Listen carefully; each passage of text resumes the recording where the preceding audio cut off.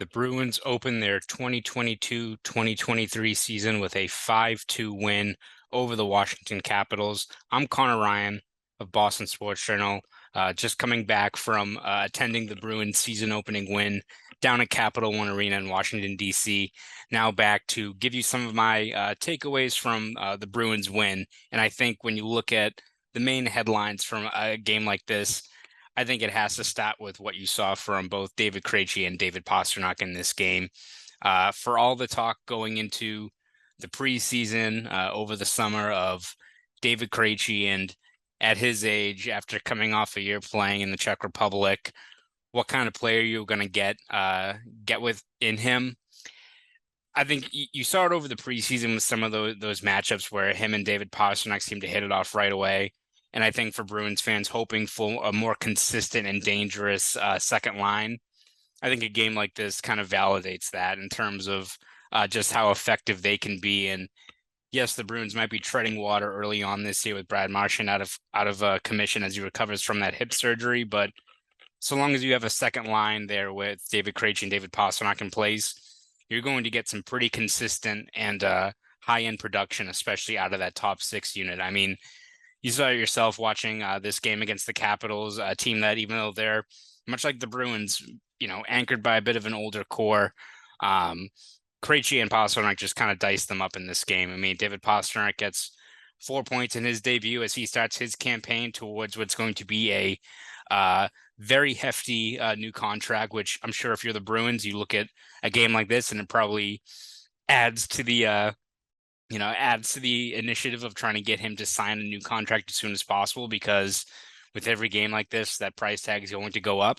And then you look at David Krejci, I mean, 3 points, kind of his trademark self. And this is something that both Evan and I have talked about all the time on whether it be Poke the Bear or Bruins Beat, that David Krejci, even though he's up there in age, he's not a guy whose skill set necessarily erodes or doesn't hit a wall and really kind of drop off dramatically. It's not like this is a guy whose game is built on speed or physicality. It's skills that don't necessarily fall off a cliff in terms of possessing the puck, dictating the pace in the offensive zone, playmaking. And you saw it out there tonight against Washington. So obviously you have to be very encouraged in terms of what those two can do together on a line, and whether it be Pavel Zacha next to them, who gets an assist in his first game as a Bruin, or maybe eventually Taylor Hall once Brad Marchand comes back.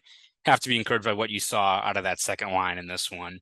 And then probably the other main takeaway I have is, of course, you have to be happy the Bruins score, get 5 goals. Linus Omark, who I think was really strong in this one, 33 saves, 13 saves in the third period.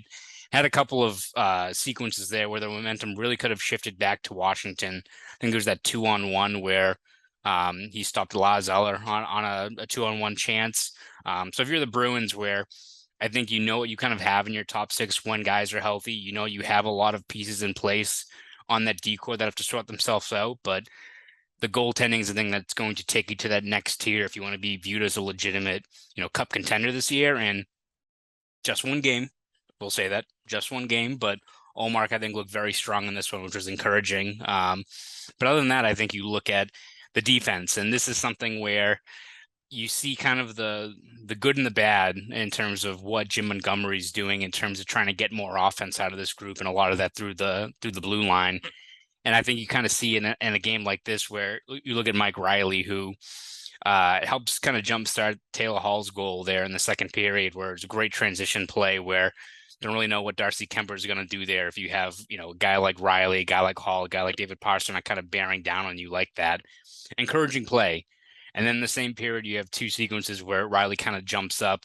Granted, one of them was kind of a bang play where a Pastrnak shot gets blocked and leads to an odd man rush, but it's very much one of those giveth taketh away kind of games, right? In terms of what you're expecting out of a defense that's willing to, I think, risk a little bit more in terms of hopefully getting more offense down the other end of the ice. So I think these are the growing pains early on as the Bruins adjust to Jim Montgomery's system. He was asked post game about that risk reward and what he kind of views of it, and he was honestly totally fine with how it played out. He mentioned the Pastrnak, that was a grade A chance. It just happened to be blocked, and his quote was, "That's hockey," and he was going to take those kind of chances if they generate themselves consistently, even if, again, you're risking a little bit more. So definitely need to tweak a few things more in the blue line. Guys like Zaboral, guys like Riley have to, be a little bit more crisp with the puck. I thought this was a really good game from Derek Forbort, who's usually not a guy that draws a lot of headlines, but 23 minutes of ice time, I think almost 5 minutes of PK work, 5 hits, 6 blocks, kind of the hallmark of his game. So I think he deserves definitely a little bit of a shout out in terms of what he brought in this game. And it kind of further validates why, even though I think sometimes people can not get thrilled with the highlights of a guy like Fulford in his game, a game like this kind of shows you why you need a player of that skill set further down on the depth chart on your blue line. So a lot of positives to take away from, this first game for the Bruins. The only negative is probably just the injury to Jake DeBrusk.